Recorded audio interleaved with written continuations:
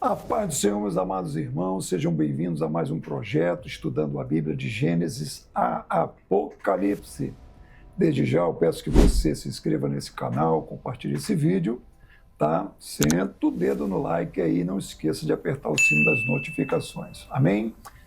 Esse nosso projeto tem parceria com Sérgio Medeiros, Foto e Vídeo. Amém? Hoje nós vamos estudar segundo livro de Reis, capítulo 6, que começa no versículo 1 dizendo assim: E disseram os filhos dos profetas a Eliseu. Eliseu, a gente está passando ali por Jericó e ele vai visitar a escola de profetas. Aquela escola de profetas que Elias abriu lá em Betel, abriu em Jericó, abriu lá próximo ao Jordão também, abriu em vários lugares, ele abriu escola de profetas. E ele passa por lá. E quando ele chega lá, tem lá uma reclamaçãozinha, que o lugar está pequeno, precisa aumentar o espaço, o seminário está pequeno, tem que aumentar o seminário aqui, profeta. E aí o pessoal chega para ele e diz assim: vamos até o Jordão, até o Rio Jordão, Jericó, até o Jordão, porque lá próximo ao Jordão lá é bastante madeira, né? E nós vamos cortar lá umas madeiras, uns troncos, e vamos fazer, né, uma casa maior, né? Fazer aqui um galpão maior para abrigar aqui o pessoal. Beleza. E eles foram lá, vigas. E aí pediram para o profeta ir com eles.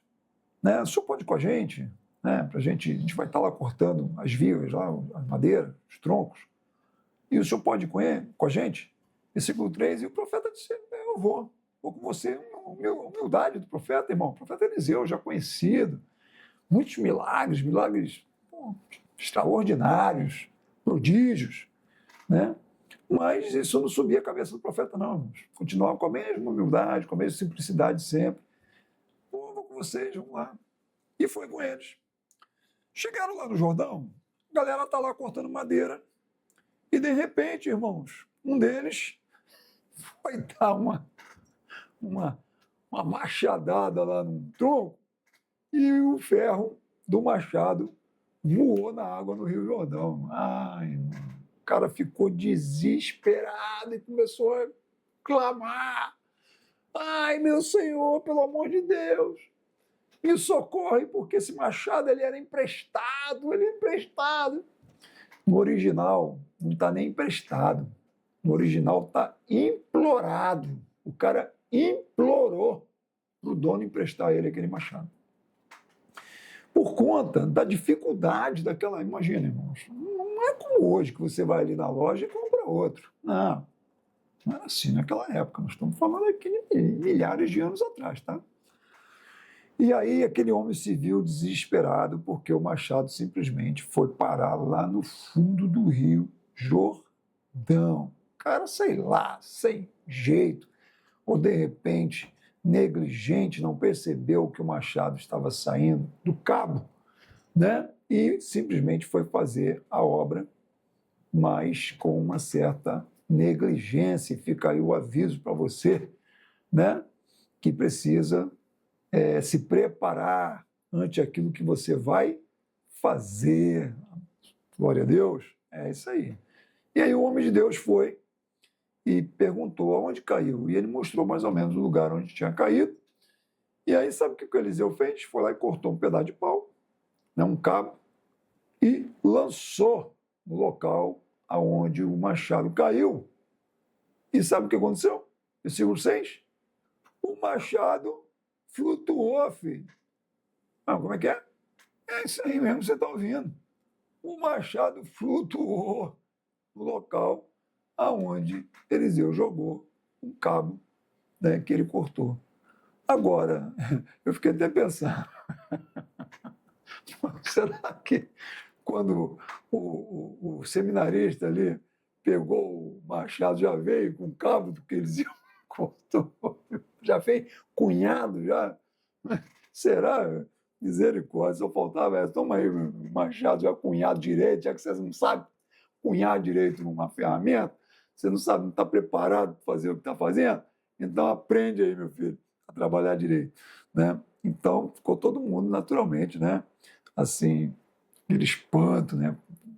Um tal milagre, tal milagre. E aí, o texto já vira aqui, o versículo 8, para uma outra situação, tá? E o rei da Síria fazia guerra a Israel. Então, já mudou completamente aqui o assunto, né? E consultou com seus servos, dizendo, ó, em tal lugar, manda um grupo, tá? Para acampar, e nós vamos cercar e vamos capturar o rei de Israel.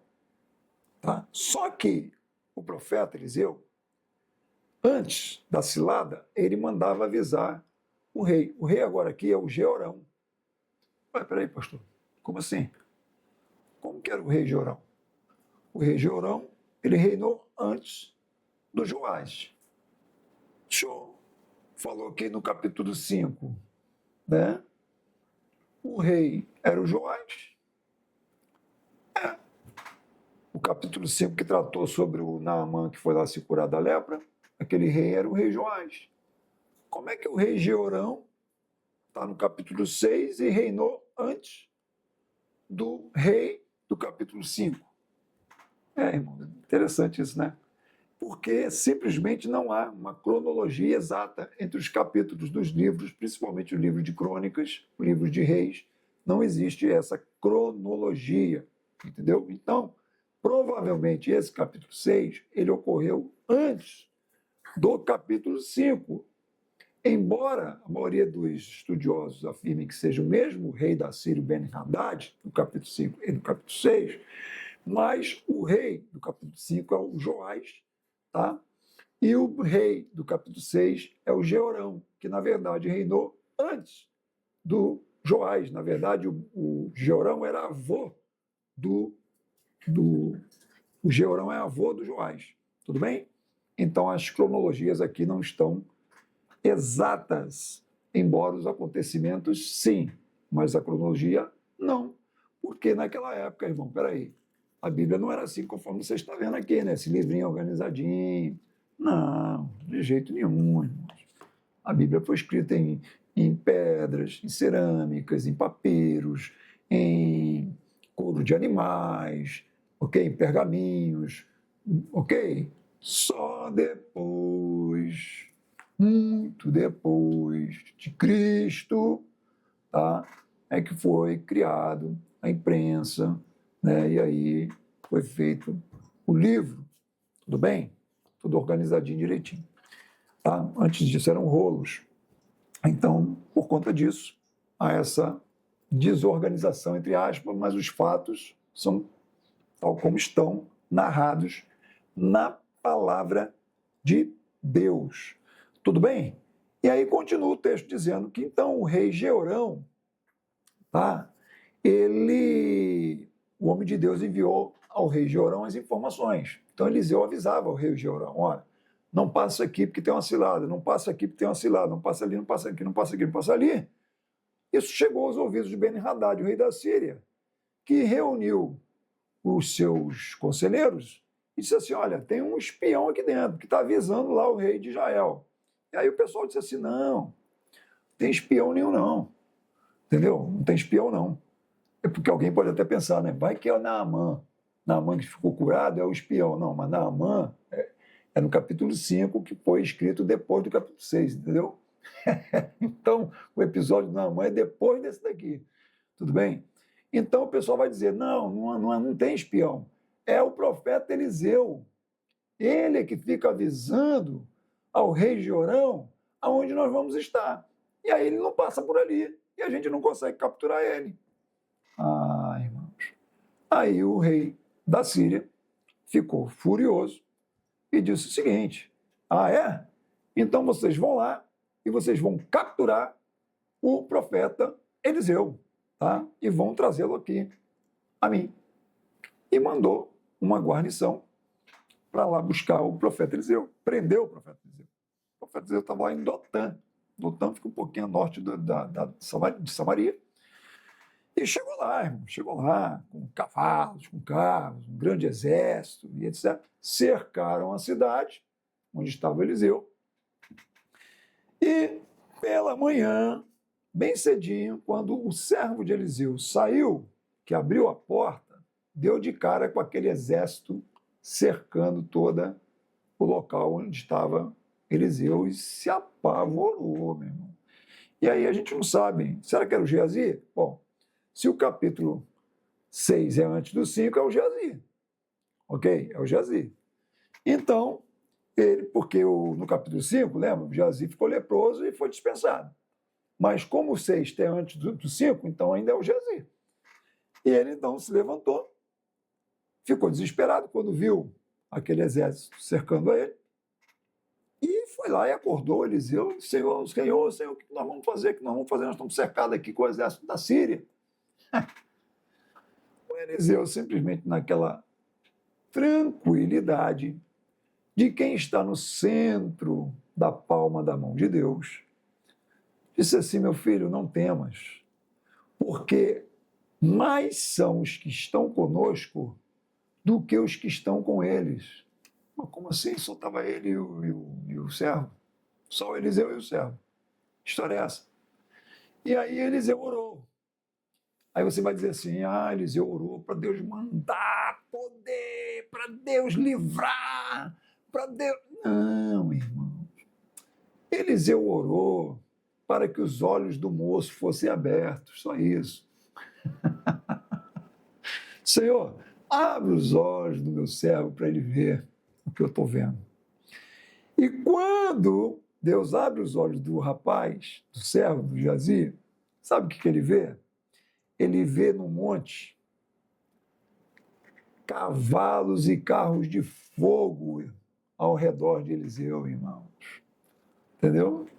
Por isso que quem está ali, em relação com o Pai, aquele que tem discernimento espiritual, que consegue enxergar o que o olho natural não enxerga, só pode vir caminhar em paz, em meio ao caos.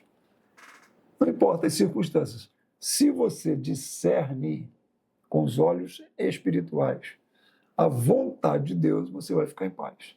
Glória a Deus, amado. Foi isso que aconteceu. Eliseu estava em paz porque ele via o exército da Síria, mas maior que o exército da Síria era o exército angelical de carros e cavalos de fogo que ali estavam para cuidar dele.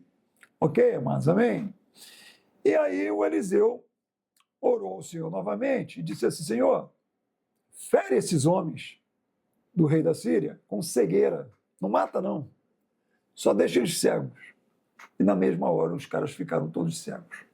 Ele foi lá no comandante daquela guarnição e disse o seguinte: olha,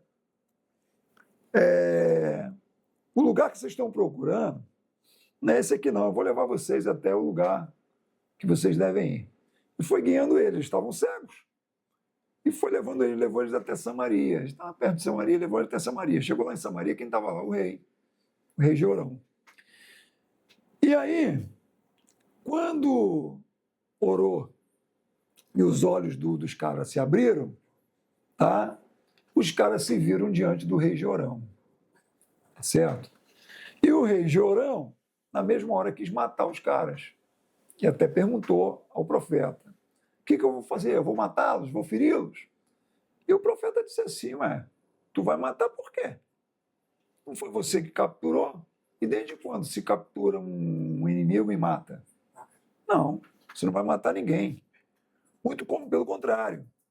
Você vai dar pão, você vai dar água, você vai fazê-los comer, beber, e eles vão voltar para a Síria, para o seu senhor.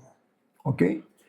E aí, então, o rei obedeceu a Eliseu, fez um grande banquete, aquela guarnição de sírios, do exército sírio, bebeu, comeu, e Eliseu os despediu para que eles voltassem para o Ben-Hadad, e, por conta disso, não entraram mais tropas sírias ali na terra de Israel. Amém? Então, qual foi a intenção do profeta Eliseu? De não matar aqueles homens, de nem se aproveitar de ter ao seu favor aqueles carros de fogo, né, aqueles cavalos de fogo que estavam ali, né, fazendo a sua proteção, né, aquele exército angelical que estava ao seu redor. Por que ele não fez, né, não se utilizou daqueles benefícios, ao contrário, abriu mão dos benefícios, dos direitos que ele tinha e mandou os inimigos de volta para a sua nação?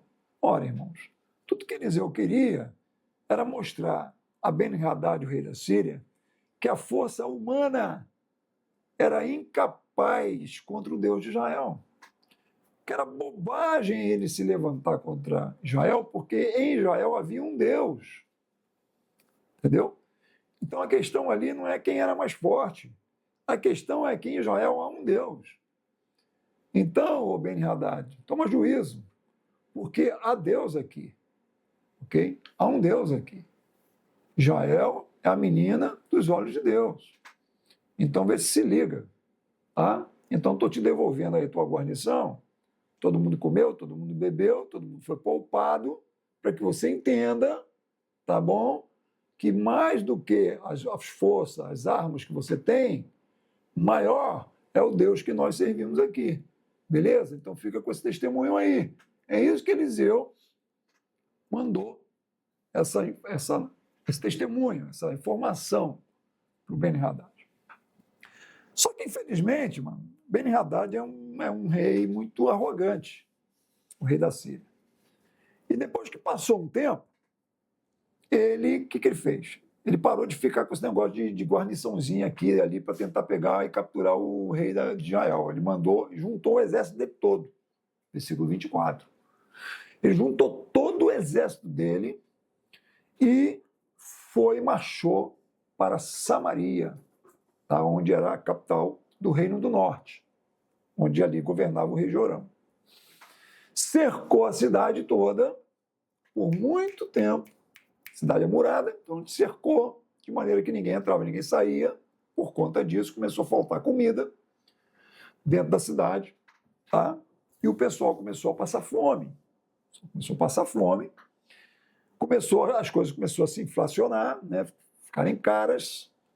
Diz o texto, versículo 25, que a cabeça de um jumento começou a ser vendida por 80 peças de prata, uma caneca de esterco de pomba começou a ser vendida por 5 peças de prata, entendeu? Então, coisas que antes eram muito baratas para se usar numa agricultura familiar, foi ficando caríssima.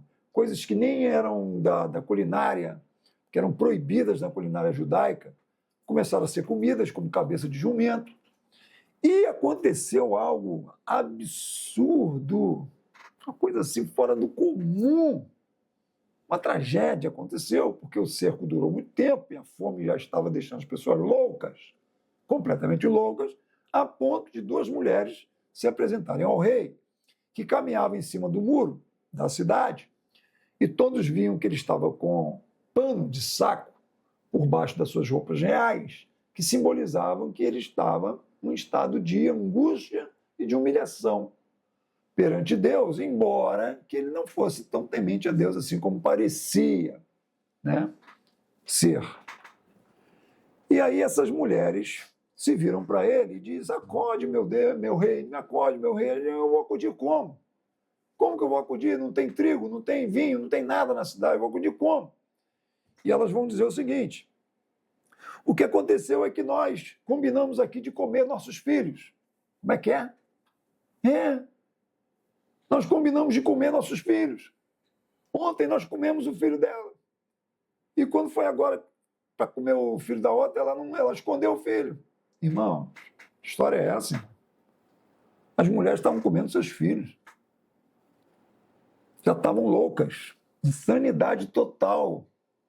Porque esses cercos, irmãos, antigamente, quando se faziam esses cercos, eu estive lá em Massada, né? Na fortaleza de Massada, que foi um palácio do rei Herodes, que servia também como local de refúgio, e para lá se refugiaram, né, diz a história, judeus, né, que fugiram da perseguição romana, tá? E a legião romana fez um cerco contra esses refugiados, mais ou menos uns 1000 judeus que para lá foram. esse cerco, irmão, levou tantos anos, tantos anos, que era assim mesmo. As pessoas iam morrendo de fome, entendeu? E chegaram a um ponto que houve um suicídio coletivo, porque a legião romana, aos poucos, eles foram aterrando, né, até chegar lá no topo da montanha, da fortaleza, e conseguiram, por conta desse acesso, subir com com os seus instrumentos de guerra, derrubar as muralhas da fortaleza. E quando os judeus que lá estavam viram que não tinham para onde fugir, né, já cercados, e já sem comida, e já sem forças, e já sem condições, e sabendo o que os romanos iriam fazer com as suas mulheres e com as suas filhas, eles cometeram esse suicídio coletivo, entendeu? Uma coisa assim horrível, retratada inclusive pelo historiador Flávio Joséfo. Então esses cercos, eles eram desumanos, porque não duravam um dia, uma semana, um mês, duravam anos, anos e anos, e as pessoas ficavam loucas, porque simplesmente ficavam sem comida nenhuma, sem água, sem nada. Então havia muita briga interna, havia desavenças, havia tudo que você imaginar, entendeu? Problemas de higiene, problemas sanitários, enfim, todo tipo de confusão, ao ponto dessas mulheres estarem comendo os seus próprios filhos. E aí, irmãos, o rei perdeu a cabeça quando ele ouviu aquilo. E ele disse o seguinte: assim me faça Deus, e outro tanto, se eu não arrancar a cabeça de Eliseu do corpo. Eu vou matar o Eliseu. Aí devia matar ele mesmo, né? Porque ele é um péssimo rei. O rei Jorão, um rei pagão, um rei idólatra, entendeu? Um rei que estava ali com um pano de saco, se mostrando humilhado perante Deus, mas no interior dele ele era um rei que se prostrava diante de falsos deuses. Então ele estava querendo matar a pessoa errada, entendeu? E aí, irmãos, Eliseu, na verdade, estava lá na casinha dele, não estava ali não.